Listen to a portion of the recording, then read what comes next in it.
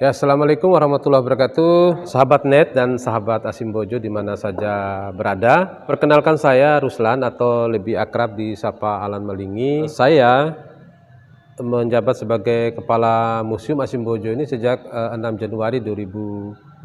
Alhamdulillah sudah 1,5 tahun. Kita akan mulai membahas secara khusus tentang konten-konten sejarah dan budaya Bima ini di Museum Asimbojo dan sekitarnya, termasuk di Teluk Bima dengan Ompunet ini. Mudah-mudahan para penonton, terutama di akun YouTube, akun Facebook, Instagram, dapat menonton secara berkala konten-konten sejarah dan budaya Bima yang kita hadirkan kerjasama Museum Asimbojo dengan Ompunet.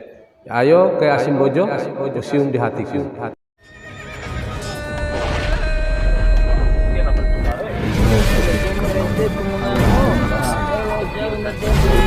Sewaktu bermain sia sengaja bahwa barat bola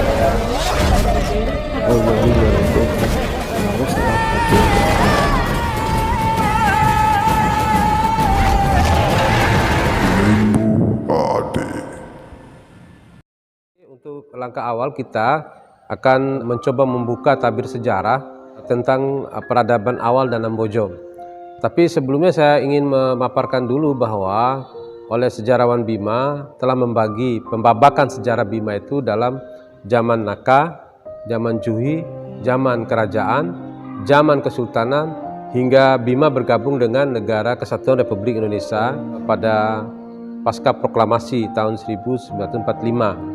Nah, itu ada 5 babak sejarah yang memang kita akan lakukan expose atau explore dengan Ompunet ini, kerjasama Museum Asimbojo dengan Ompunet. Nah, untuk awal ini tadi saya sudah gambarkan ada zaman Naka, zaman Cui, zaman kerajaan, kesultanan, hingga Bima bergabung dengan Negara Kesatuan Republik Indonesia. Nah, untuk tahap awal ini kita akan mengintip bagaimana sih era prasejarah Bima, era peradaban awal Danang Bojo ini. Sejarawan telah sepakat membuat satu kesimpulan bahwa masa awal peradaban Bima itu adalah zaman Naka.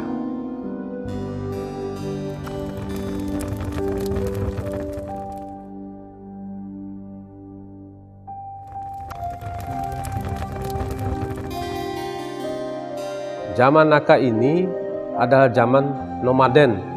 Mereka hidup berpindah-pindah dari satu tempat ke tempat lain. Mereka adalah masyarakat pengumpul atau food gathering. Mereka belum bisa memasak, belum bisa mengumpulkan makanan untuk disimpan dalam beberapa hari. Jadi sekali makan selesai. Kemudian mereka juga belum mengenal sistem pertanian menetap. Mereka kalau sudah habis buah-buahan, sayur-sayuran, dan makan-makanan yang ada di satu tempat, mereka pindah. Inilah zaman nomaden. Dalam sejarah Bima disebut zaman Naka. Nah, ciri-ciri zaman ini ya sebagaimana ciri-ciri zaman prasejarah pada umumnya di wilayah Nusantara bahkan di dunia. Mereka hanya meninggalkan sisa-sisa makanan, belum menetap, dan mereka cenderung berpindah dari satu tempat ke tempat lain. Satu contoh mungkin juga ciri peradaban Naka ini adalah orang-orang Sambori, Teta, Kuta, Tarlawi itu dulunya mereka itu tinggal di pesisir. Orang Sambori itu tinggal di Talabiu, orang Teta itu tinggal di Ambalawi, begitu juga orang Tarlawi di sekitar pesisir Pantai Mawu dan sekitarnya itu. Kemudian orang Kuta itu tinggal di Kolong. Tapi ketika ada kontak budaya, kontak politik dengan pendatang dari Jawa, dari mana-mana, mereka tersingkir ke atas, naik ke Ambalawi, naik ke Lembitu sekarang. Mereka menetap di sana. Nah, di sanalah mereka sudah mulai hidup menetap dan membentuk satu permukiman, kemudian berladang dengan sistem tegalan. Mereka tidak lagi berpindah-pindah. Nah, ini bisa menjadi satu contoh kehidupan zaman Naka ke zaman selanjutnya, itu zaman Juhi. Apa itu Juhi? Bagaimana ciri peradabannya? termasuk yang di sini contoh Umalenge. Umalenge ini adalah satu bukti bagaimana kehidupan pada masa Cuhi itu, atau yang disebut dengan proto sejarah. Sekarang kita masuk pada zaman Cuhi ya.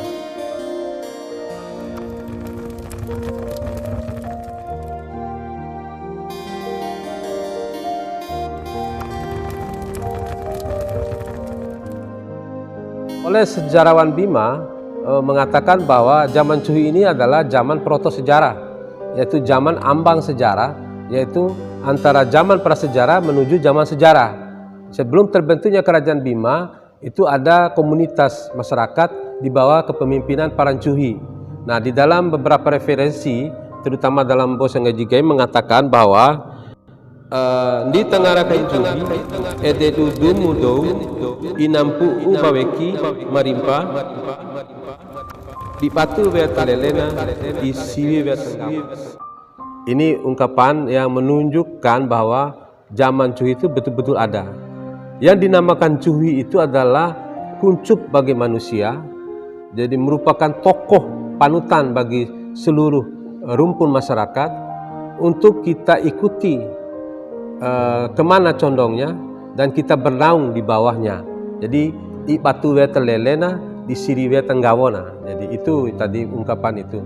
Ya, ada juga ungkapan lain yang dinyatakan dalam Bo itu bahwa yang menjadi bukti keberadaan Cuhi ini, yaitu ungkapan sawati pudamaina sia sengasi wa urbara gaula badana. Artinya sebelum datangnya raja di Bima ini sudah ada rakyat dan tanahnya, atau tanah dan rakyat Bima.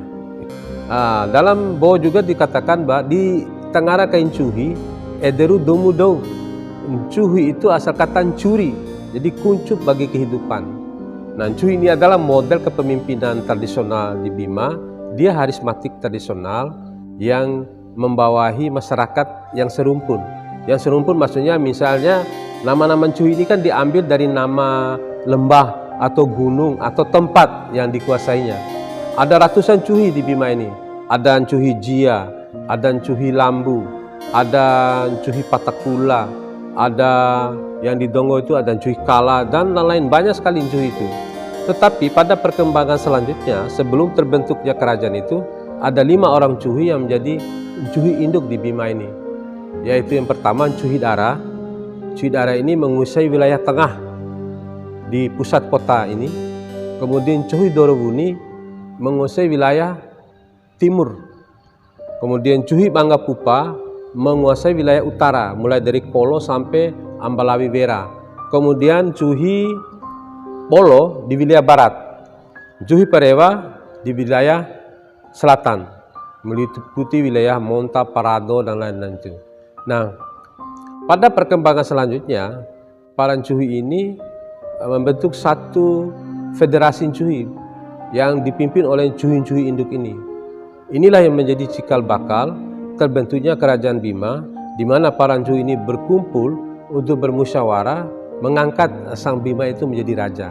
Nah, mungkin untuk Sang Bima kemudian terbentuk kerajaan, bagaimana perkembangan kerajaan selanjutnya itu akan dibahas pada episode berikutnya. Tapi yang jelas, era Cuhi ini adalah era ambang sejarah yang menjadi garis batas antara zaman prasejarah dengan zaman terbentuknya kerajaan Bima pada sekitar abad 8. Jadi zaman Cuhi ini diperkirakan jauh sebelum abad 8 itu. Nah, hunian yang menjadi ciri khas Cuhi ini adalah apa yang kita saksikan di depan itu adalah lengge. Lengge ini adalah bukti peradaban Bima pada era-era proto sejarah atau ambang sejarah, di mana mereka sudah menetap. Kalau dari penelitian tim eksekusi Umalenge oleh mahasiswa seni arsitektur Universitas Indonesia itu, bahwa sebelum adanya lengge ini ada lege namanya, semacam rumah pohon. Tapi itu tidak ditemukan. Cuma itu hanya dari penjelasan warga di Sembori pada waktu itu. Nah, baik, sekali lagi sahabat net, sahabat Asimbojo, kita akan lanjutkan video untuk era kerajaan pada episode berikutnya. Jangan lupa ya subscribe dan menonton video ini. Jangan lupa juga berkunjung ke Museum Asimbojo Ayo Kasim Bojo, museum di hatiku.